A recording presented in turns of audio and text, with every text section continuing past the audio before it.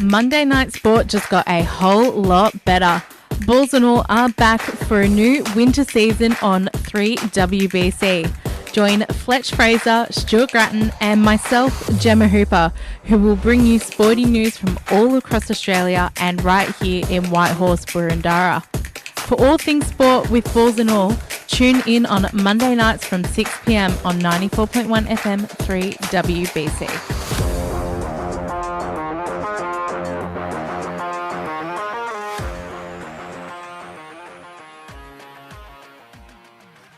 Yes, hello and welcome back to Balls and All on 94.1 FM 3WBC.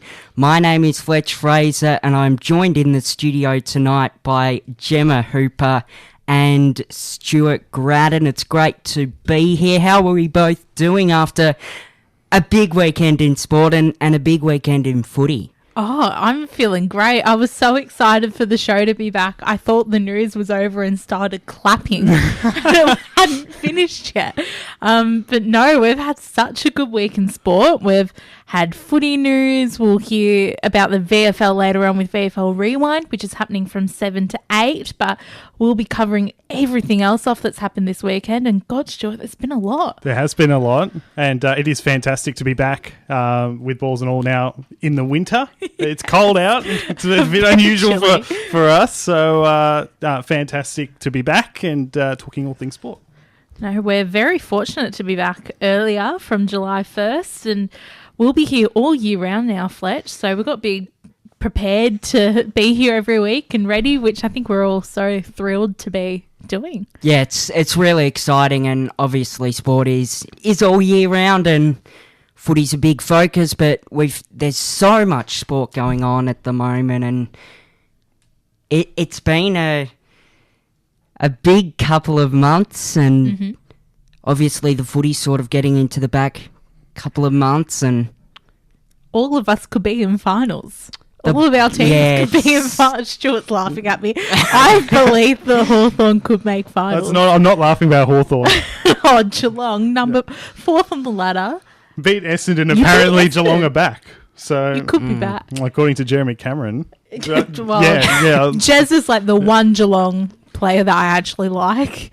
Everyone else I don't like, but I don't mind Jezza, and that's only because when you guys won the flag, he put his medal around a cow. We'll talk more about the footy when we get to it, because the ladder is very tight at the moment. That's why I'm a bit cautious at the moment. But we'll talk about that later.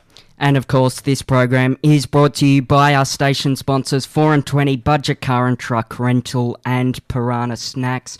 Just before on 3WBC from 4 until 6 p.m, we had big live conversations as well. But probably the biggest sporting event over the weekend was the ICC Men's T20 Cricket World Cup final. But before we get into that, we will mention our guest for tonight's program. We're joined by Paul Flynn, who is the operations manager at the Nunawading Spectres Basketball Club. He will join us at 6:30. It feels a little bit weird saying 6:30 instead of 7:30, and even writing posts on social media. I'm still not used to the fact that we're starting at 6 o'clock. For me, it was the drive, which is not far. We all live very close to the station and very fortunate, but seeing more traffic on the road on the way here and it being dark. I have to park in a different spot as well. That was probably the big thing for mine. Had work today as well, so a bit unusual compared to normal, compared to during the summertime. But we'll get into the World Cup final, which was which India got the job done. They did get the job done over South Africa, winning the match by 7 runs. India batted first, and Virat Kohli, what a star, in ironically what would actually be his final international T20 match.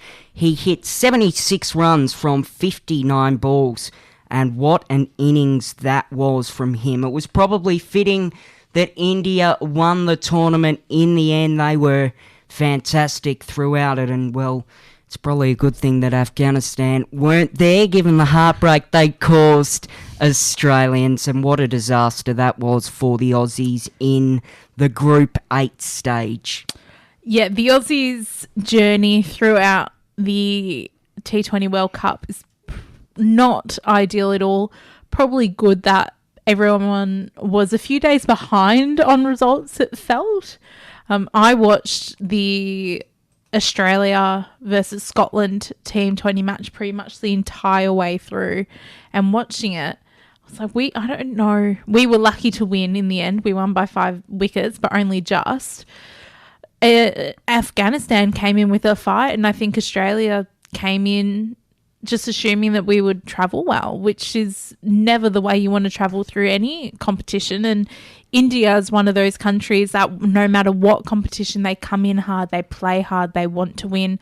And Virat Kohli being deemed player of the match is so well deserved as well. He was incredible. And then Jasprit Bumrah from India as well, also player of the tournament. So they just outstood everyone else this World Cup. Well, it's incredibly fitting that Virat Kohli's ended up, his last international T20s, the man of the match. He's been the key player for India for so long, the captain, of course, and 76 off 59. He was phenomenal. And Bumrah throughout, of course. This was more of a bowler's World Cup, I suppose. Of course, on occasion you saw high scoring. it was 176 India scored. South Africa scored 169. But it was more of a bowling tournament in my eyes. And I think it's only fitting that Jasprit Bumrah, who is one of the best, if not the best, fast bowler in the world, got the man of the tournament for sure.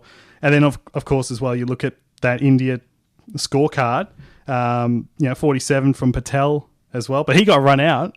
Not the way you want to go out, but 47 from 31. So he was also vital in getting that total to as high as they did. And then South Africa, Klaasen with 52 was the only man to get to a half century. 31 from Stubbs, 39 from de Kock, Miller with 21. So wasn't a bad effort, and they were very had a very good tournament because they have historically struggled to get past the semis.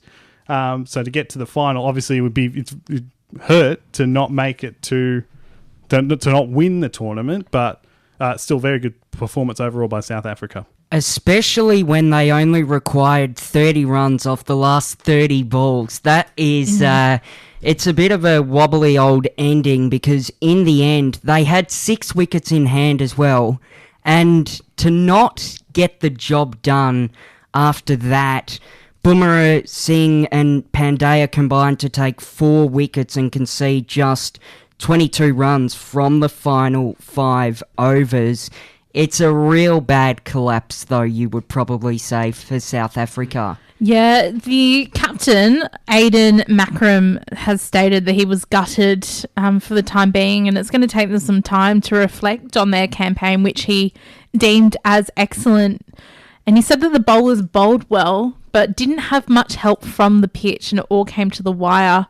And though it didn't happen, he was still very proud. And in most of their campaigns, it wasn't over until that last ball. It was just that final game against India when you've got 30 runs off 30 balls to win. You sort of go, okay, we're going to be out of this. You have to be so incredibly accurate bowling and fielding. It's so hard to sort of maintain that. So it's disappointing for South Africa. I think they did extremely well. I'm glad that they got into the final over England. I didn't want to watch another Bazball happen. So.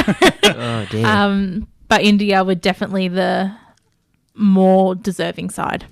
And as well as that, when you look at the bowling, Singh, the economy rate, Singh with an economy rate of 5, Bumrah 4.5, 6.67 for Pandya. So there's, when you look at that in particular, those 3 in particular, and they all took wickets. Pandya took 3 wickets, 2 for Bumrah, 2 for Singh. So really, in the end, those overs were probably the difference in the end between the two sides, really.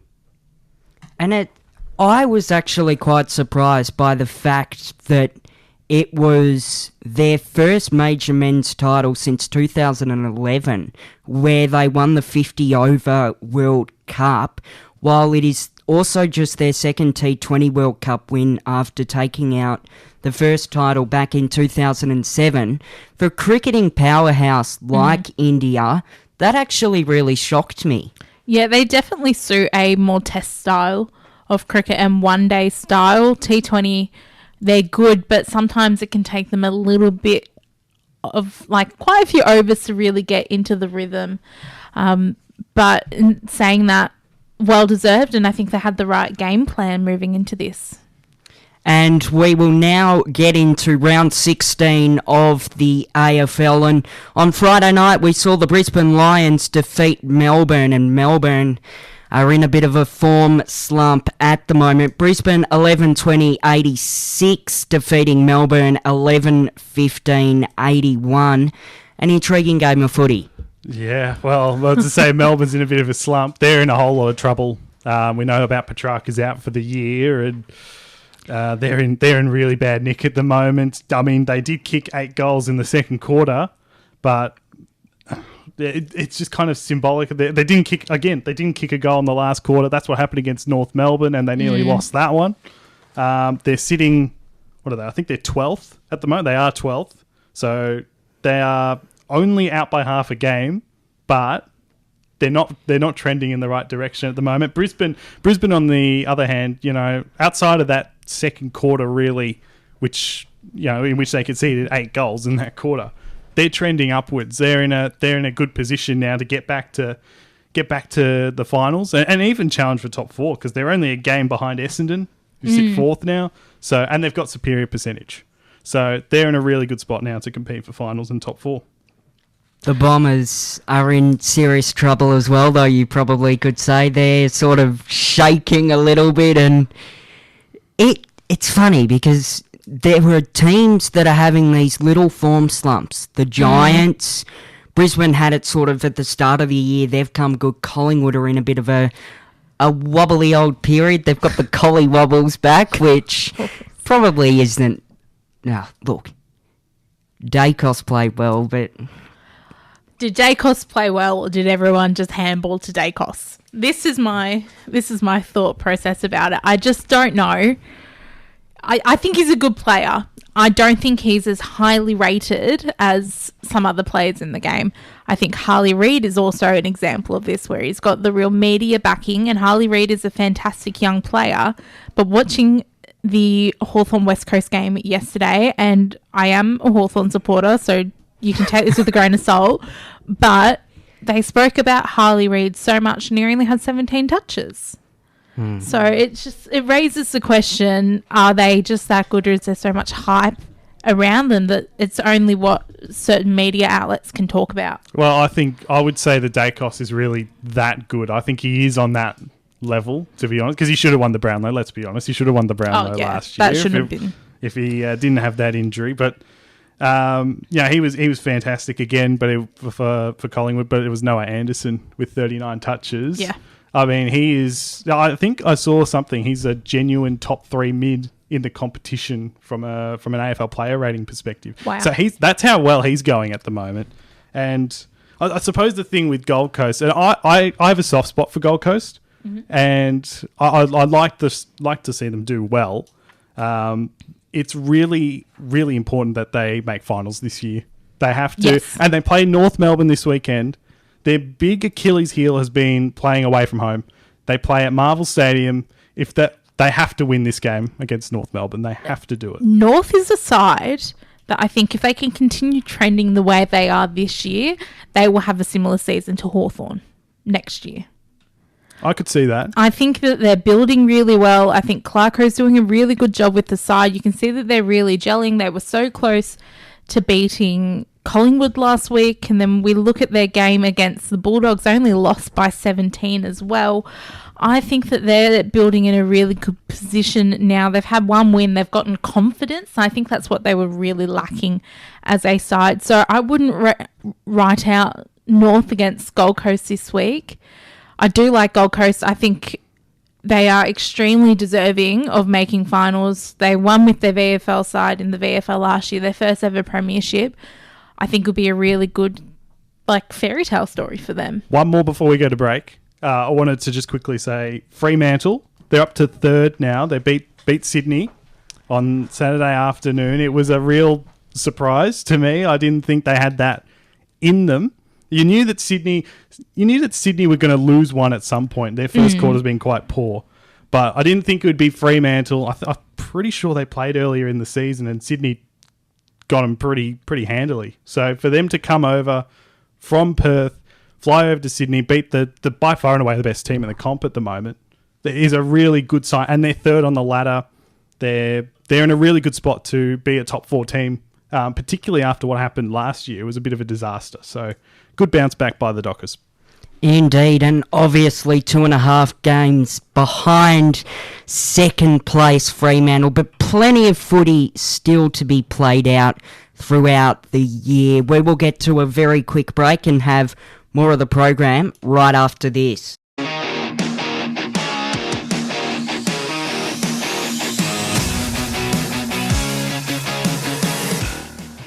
Yes, and welcome back to Balls and All on 94.1 FM 3WBC. We are with you from 6 o'clock until 7 p.m. in winter, and coming up at 6:30 p.m. we will be joined by Paul Flynn, who is the operations manager at the Nunawading Inspectors Basketball Club.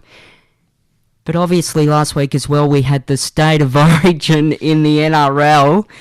What a crowd we had at the MCG on Wednesday night. 90,084 people. And what a game of rugby it was. Oh, the Blues fans just got absolutely up and about, and as they should. The crowd was packed. I'm not huge on rugby in State of Origin, but it was great to see everyone in Victoria really getting around it, getting to the G. And, of course, the score, the Blues 38 to the Maroons 18. People at my work were sending selfies into, emails, group chats, other companies about the Blues. That people were so excited, and now it's all tied up, which is great for the final State of Origin, Stuart. Yeah, it's a shame that Queensland decided not to show up. They were down 34-0 at the half, and the game was well over at that point. So, clinical... absolutely clinical by New South Wales. In recent times, it's gone a bit more even over the years. I feel like, and maybe my memory is a bit blurred in this regard, but I feel like previously, maybe 5-10 years ago, it was just all Queensland. They would always win every year. New South Wales have pulled a few back in recent years. Queensland won last year. I like to see that the two states are relatively even and can win any given year. So, we'll see what happens in Game 3. What do you think as well? In both Game 1 and Game 2, the winning side won with 38 points. Is that the aim that the side should be reaching for now? Is that really the unattainable goal? You can shut it down? 30 is a good score to have. 38? Pushing it that far? 38, well, you want to get as many as possible, of course. You want to get...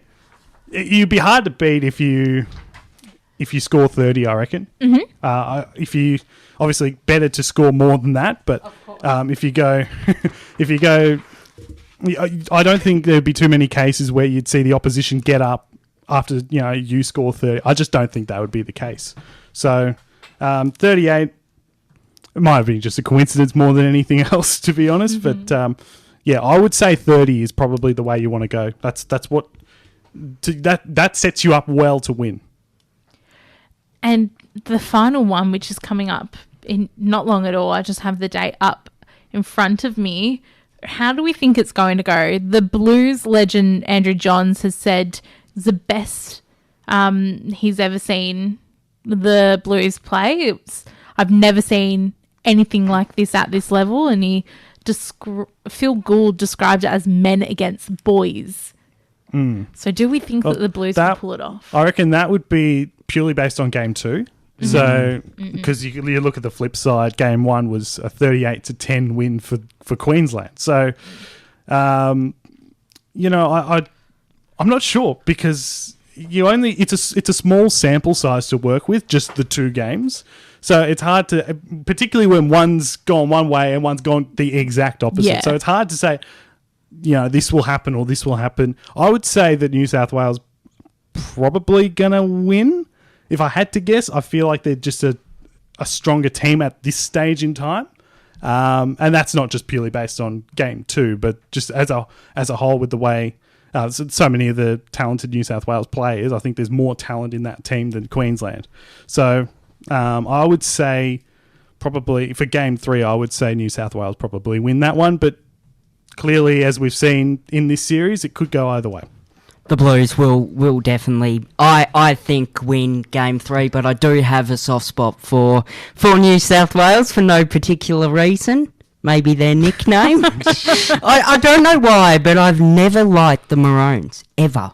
Really? Why is that? I don't know. See, it's odd. I don't mind the Broncos, so I don't mind Queensland, but I do think New South Wales will win at Game 3, which is on Wednesday the 17th of July, so just over 2 weeks away. I do think the Blues can walk away with a win, particularly so that my co-worker, Illy, who might be listening tonight, she is a mad Blues fan, and if they don't win, she will be distraught. So I'm just hoping for her sake they can win. Yeah, don't blame her, because you don't want to be losing to the whichever side you're on, whether it's Queensland, New South Wales. You don't want to be losing to the opposition. So because there's such a heated rivalry that's gone back decades and decades, and the way that rugby league competition's been formed, there's such a massive rivalry there. You don't want to be losing to that opposition. Oh, absolutely not. So definitely we'll keep you updated as news progresses towards Game 3 of the State of Origin. But we look at the Olympics that are coming up. Stuart, just very quickly, only a couple of weeks away. Is there anything particular at the Olympics that you're looking forward to watching compete? Off the top of my head, I would like to say not Australia per se, but the US basketball team, because I like the NBA, and they've got a lot of superstar talent. You got guys like LeBron and Steph and all those guys, teaming up together. They'd be the favourites for gold. So I would like to see how Australia stacks up against them. We know Paddy Mills, for example, even though he's getting a slight bit older, he's still probably the main face of this team. But then you've got newcomers in the form of Josh Giddey, Dyson Daniels, these guys, and both of those guys got traded within the last week in the NBA. So I'm willing to see how. I'm looking forward to seeing how those guys stack up, and then obviously. I'm just looking forward to it as a whole, and hopefully Australia goes well, gets a few gold medals. Definitely. Well, speaking of the Boomers, they do have a match against China in Melbourne this week. It's on the 2nd of July, which is tomorrow, and then they've got another game on the 4th of July. So that's going to be their really last test before they head into the Olympics. I am really curious to see how it goes. Of course, the draft and trade period for the NBA has just happened, end of last week. Josh Giddey to the Bulls, leaving OKC. What do you think about him leaving Oklahoma? Oh, I think it's a good move for him to leave OKC, and that's not... I just think purely it's because of opportunity. He's not the number one guy. No. You got Shai Gilgeous-Alexander, who is an MVP level player, and then you got guys who can. He doesn't mesh well with them from a play style perspective, because Giddey needs the ball. He's not a shooter. He's more of a passer, for example. So when you got Shai, Shai can do a lot of that himself, right? He can create, and so for Chicago, I like that Josh has gone to Chicago, because it's an opportunity for him to prove himself a little bit more, get himself more playing time, and develop himself a bit more. I would be willing to say, and then you've also got Chet on OKC. Yes. It's likely with Chicago that DeMar DeRozan, who is the main guy there, chances are he's probably going to leave during this free agency period. So who knows what's going to happen there? But for Josh, I think it's good. And then for Dyson Daniels, I'm going to Atlanta. Atlanta's a bit of a mess at the moment. Yes. Not a big fan of that move. No, I wonder if they've done that to get him there just so they can sort of bank on a player, and then they can sort of use that to hopefully help straighten out everything else. But it is a tough call there for Atlanta. I don't know how that move is going to go, but we are now joined by Paul Flynn, who is the Nunawading Spectres Basketball Operations Manager. Thank you so much for joining us, Paul. How are you this evening? Hey, I'm good, thank you. Thank you very much for having me. And obviously it's sort of getting towards the pointy end in the NBL 1 season. How are some of the sides at the Nunawading Spectres going at the moment? Yeah, look, it's been a really tough NBL 1 South season in 2024. The talent in our conference is at a level that we probably haven't seen in recent years, particularly since we've come back from our COVID lockdown year. But look, the men are progressing well. They're sort of middle of the table. They had a bit of a tough weekend versus Mount Gambier and Knox. The women's side this year, it's been a bit of a development year. We probably didn't pump as much of an importance into bringing in star WNBL talent, and really sort of just focused on it being a year where we give some of our up-and-coming juniors an opportunity to get their teeth stuck into some senior basketball and develop from there. And we know that you've had experience at Nunawading for over 9 years, and you've also been the women's head coach as well in the NBL 1. Particularly for your experience being head coach and then moving to operations manager, what have you seen the changes be like over the past 9 years? Oh, look, I think it's just there hasn't been a huge amount of change as such. Nunawading's always been a really good program, a really strong program from its foundation through to its senior programming in producing and nurturing talent. So for us, it's about presenting our homegrown locals an opportunity to get some exposure at senior level. Hopefully that propels them onto opportunities that are outside the four walls that Nunawading can provide, whether that be a college pathway over in the US or into the professional ranks. We've obviously got a lot of talent that plays in the WNBL now here in Australia, and then also some really good representation over in America with the WNBA and Rebecca Allen and Alana Smith. Hi, Paul. Thanks for joining us this evening. I just wanted to ask you about the juniors, I suppose, because you have a lot of juniors down to about under 8s. Yes. And the sport of basketball, of course, is growing in Australia quite a bit at the moment. So from when you started to now, how much have you seen in terms of the development of the junior side of things? Oh, look, I mean, it's a ever-evolving sort of space there. I think what we see with our junior talent is that our young athletes come in and their skill set, they're capable of performing things that, you probably didn't see in juniors yesteryear. And that's because they've got far more exposure to high-end basketball talent. Obviously, with basketball being easily accessible to watch, not just on TV, but the highlight on YouTube and social media and those sort of things, but also just the tangible product in front of them. And that's what's been really good about having, the NBL 1 South sort of come in over the last, 4 or 5 years, is that our juniors have, within touching distance, some really good role models that they can model their game off and go out and work with, and they're human and they're relatable and they're accessible for them during the camps that we run and the development programs that we run. And there's just that really good community aspect from top to bottom.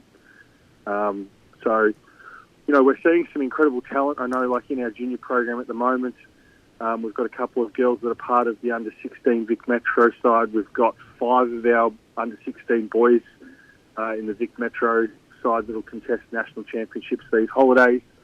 And we had a good contingent of girls in the under-18 Vic Metro side as well. So, they're doing really well at local level, and it's nice to see them be able to step forward with confidence onto a bigger stage and be able to perform there too. And you were also the head of basketball at the Forest Hill College Basketball Academy. What does that role sort of entail, and how long has that program been around for? Yeah, so that program's been in for about 6 years now. So we were approached by Forest Hill a little while ago. They were setting up some sports academy programs. And so that is a program that we deliver as Ngunnawal basketball within the Forest Hill College setup. Essentially what we do there is we offer an elite academy program centred around individual development. It's not set with KPIs about winning trophies or tournaments or anything like that. Our point of difference is we really want to hone into individual skill development and just fill the gaps that some of our junior athletes probably don't have the time afforded to during their week, just purely through accessibility and time management and, their ability to, continue to be, teenagers. So lots of individual skill development with ball in hand, lots of strength and conditioning, lots of athletic development in terms of acceleration, agility, and plyometric work, just so that they can go back into their club environment and confident that they can perform at their peak ability. Working with young kids as well, do you often find that some are really striving to be the next Josh Giddey or Caitlin Clark, and how do you sort of help manage those goals and aspirations, particularly with kids at Forest Hill? Yeah, look, I think it's an interesting space. I mean, the beautiful thing about the area that we work in is the sky's the limit for a lot of these kids.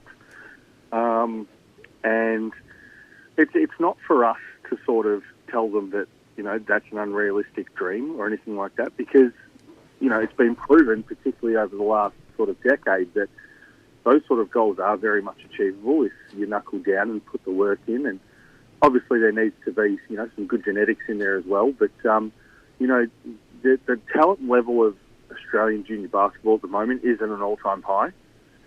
It's about putting them in situations where they can perform, but also just giving them the tools, the skill sets that support what their natural ability is, but also, the IQ to go with, their fundamental skills that's going to allow them to read the game and put themselves in a really good position to shine.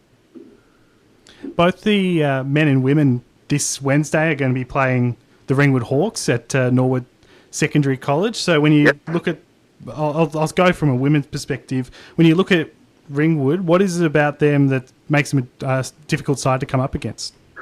Yeah, look, Ringwood's a fairly balanced roster. They've got a couple of really good imports. They've brought Diggy back, who's their European import from a couple of years ago when they were NBL 1 South champions. She unfortunately had a knee injury last season, so wasn't able to come back, but has definitely been a big performer for them. She understands the league. She's got really good European experience offshore, so she can step up in the big games that they really need. They've also brought in an import from the Philippines this year, and she has been just a sensational pickup for them. Gives them a really good post presence and some size, does a fantastic job on the rebounding front for them. So for us, it's about, making sure that, we can put them in a position where they have to guard a lot of actions. We probably put them in some scenarios that probably scramble their defensive rules a little bit more than what they'd like. And if we do those sort of things, then we'll be in pretty good shape. So just quickly, just before we let you go as well, I wanted to ask you about becoming the head coach of Mainland Poetai over in New Zealand. That's a competition that will be starting in October later this year. So how'd you come across that role, and what was it about it? What about it was so appealing to you? So look, that's going to be a fun new challenge for me, and sort of in the prep mode for that at the moment in terms of building a roster. The way it came about was I was the lead assistant at the Melbourne Boomers with Guy Malloy for 5 years. Guy Malloy at the time also shared a dual role of being the national team head coach for New Zealand in the Tall Ferns program there. And so he's been coaching over in New Zealand a little bit. He's coaching on the men's side of things at the moment down with the Southland Sharks. He shot me a message, probably October, November last year, and said there's potentially a team looking for a head coach in the Women's League. What are your thoughts? And obviously came home, floated that idea with Sarah, who's my wife, and I've got 3 young kids, which obviously factor into that decision process a little bit. But look, they were fully supportive of it, which was great. So threw my hat in the ring there and had a couple of conversations with them. And fortunately for me, was the preferred candidate for that role. And there's just a lot of exciting stuff happening over in New Zealand in regards to their basketball at the moment. It's a league that is heavily backed by Sky Sports. They've just changed where that season sits in terms of the calendar, so it'll start in October and run through to just prior to Christmas. It's a short season as far as professional leagues go, but as I said, very well backed by Sky Sports as the major broadcaster, and just some really good resources to work with. And it's a growing league. It's a league that's full of energy and excitement, and really keen to get over there and land in Christchurch and start working with that Paul Kai group, and hopefully we can do some special things. Well, thank you so much, Paul, for your time this evening on Balls and All. It was great to talk to you, and all the best moving forward. No worries. Thank you very much for having me. Happy to chat hoops whenever. And Paul Flynn joining us there on Balls and All. We're going to head to a short break and have more of the program right after this.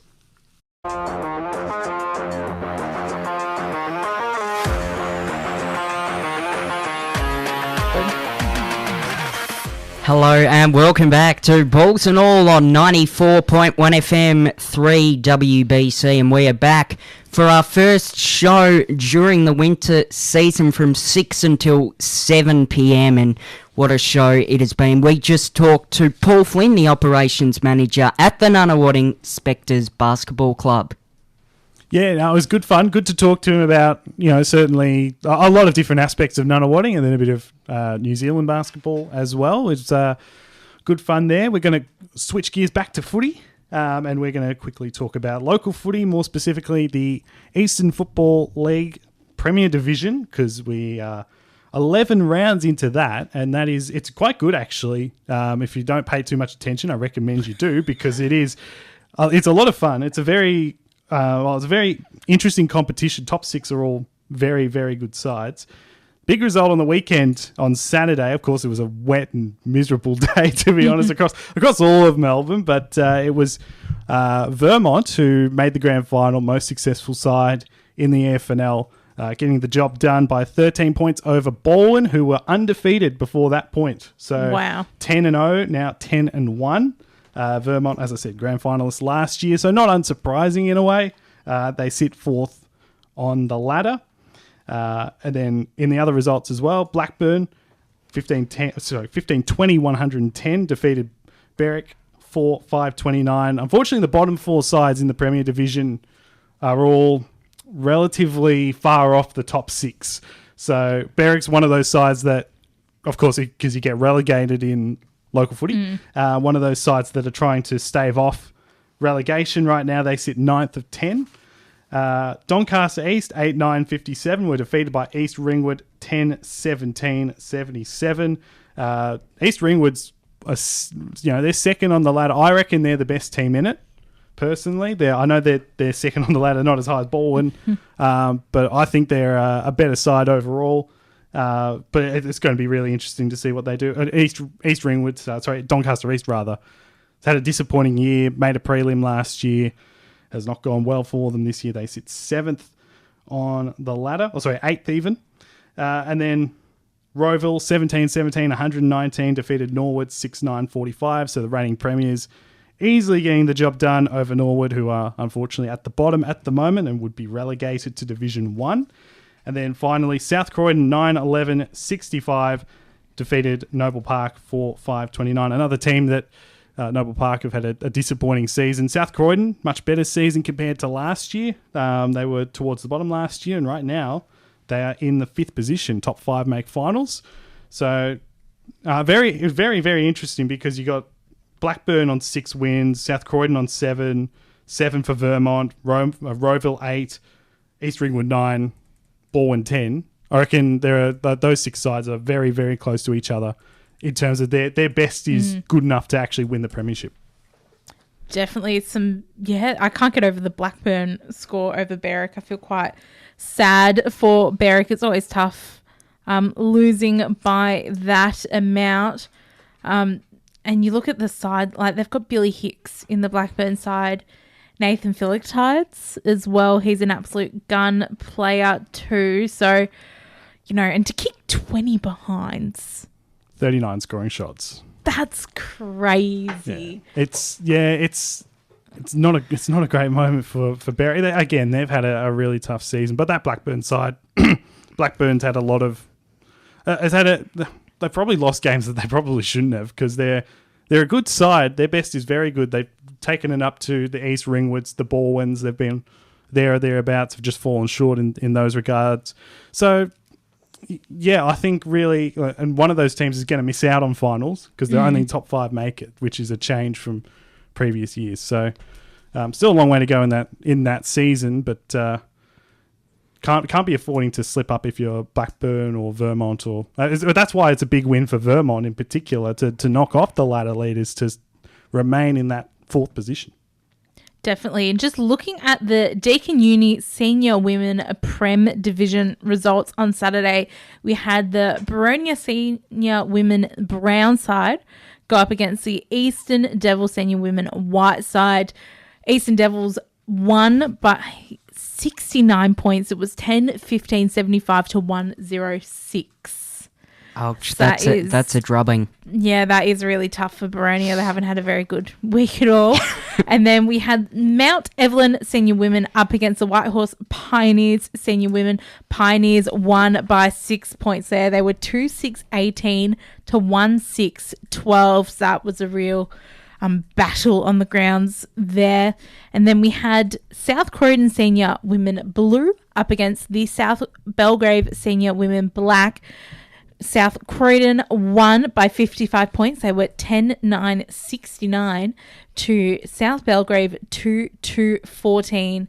And finally, we had a really close match on our hands between the Basin Senior Women Red side and the Vermont Senior Women Purple side.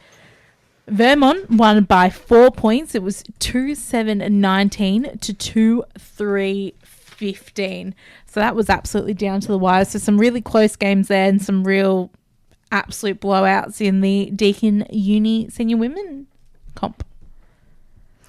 Indeed, and what a weekend of footy it was at local footy level, and obviously being a community radio station, we love all things local sport and local footy indeed.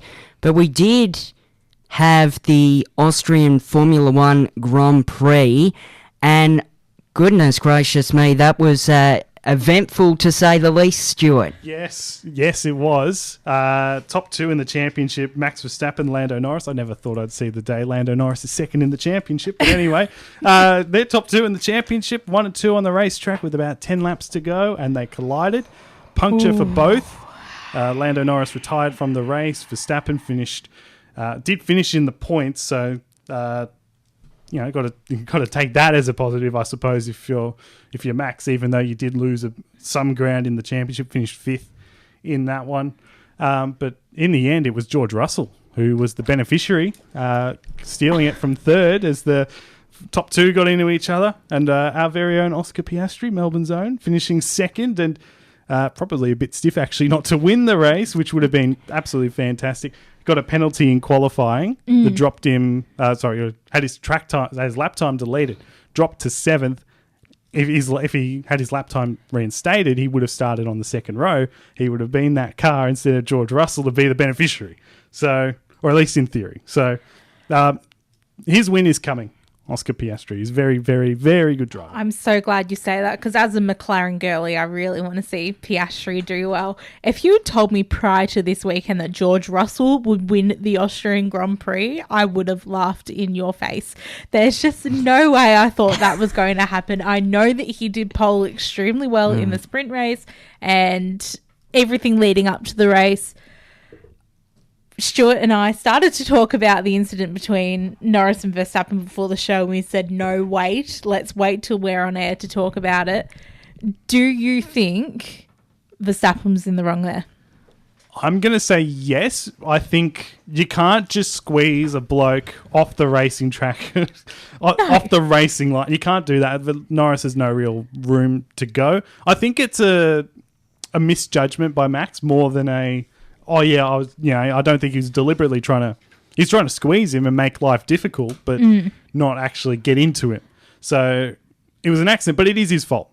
At the end of the day, in racing, most times that there is someone to blame, and I would say it is Max. He did get a penalty for it. So he ended up fifth, though, and Lando ended up out of the race. So yeah, and Verstappen has done this before. I can't remember what race it was, but it was a few years ago where he's done a similar thing, and there's been arguments that maybe he wasn't looking. An argument was brought up that they should bring horns into the F1. Maybe that would have solved the problem. But ultimately, I don't think Norris was in the wrong there. I do feel really sad for him because he was playing a good game, doing well in the Grand Prix. Should he have been awarded with Driver of the Day? I don't know. I think that should have gone to Piastri. That is fan voted. So you can't take that too seriously. Let's be honest. You can't take those fan voted awards too seriously in the end. But and Lando's competing for the win. So yes. And he's competing for the championship. So he has every right to attack for the lead, and he has to have space.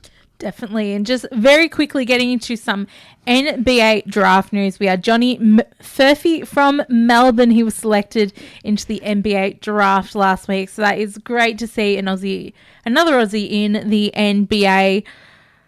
But Bronny James getting selected to the Lakers, pick 51, second round of the NBA draft. I think that's an absolute joke. His stats are not good. He should not have been drafted. I think... I know a lot of people say it's nepotism, and I can see why, because it is 100%. It does not happen. I don't think this would be the first time it's ever happened. I think it's the first time it's ever happened. But anyway, you've got to remember too that sports are all like, particularly when it's private businesses, because obviously in the AFL, clubs are member run. None of them are private businesses. The NBA, they're all private businesses. There is nepotism running riot at a private level, and so and even on NBA rosters already. Giannis Antetokounmpo, right? His brother Thanasis, he's still on a roster somehow. I don't know. He's just there because his brother's there. That's it. So it does happen. It does. Does it make it right? Probably not. No. But I would still say I think the thing that was bad about it was his agent Rich Paul. Yes. Going around telling teams, do not draft Bronny James because he will go to Australia. That's crazy. That's ridiculous. And he's averaging 4 points a game. It's not a lot. It's said that the reason why they've drafted him is because LeBron always wanted to play with one of his sons. It's always been his dream to play with his son in the NBA. The reality is that LeBron would have become a free agent this week, and he would have left to go play with Bronny somewhere else. So I understand why they've wanted to keep LeBron, but is LeBron that integral to the Lakers when you've got DeAndre Russell, you've got Austin Reeves, you've got a good side with the Lakers. Anthony Davis. I understand LeBron is great. I still think the Lakers could do well without him. Yeah, and just quickly as well, just on Johnny Furphy, comes from the University of Kansas, so good basketball program to come from historically. His brother, interestingly enough, Joe, he plays for Geelong. He's on the Geelong list. Wow. The AFL list. So there's a little something in case anyone was interested. I don't know how many of you were actually interested in that, but that is true. That is true. And Joe actually went over to the US, did a jumper swap.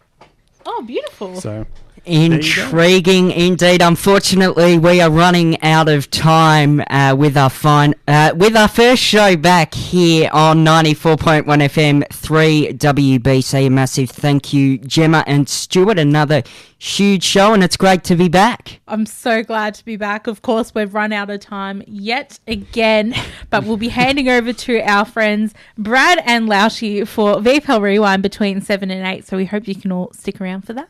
A massive thank you, and from 8 until 10 will be Monday Night Live with Phil Stevenson as well. It's been great to be with you on this Monday night. VFL Rewind coming up now.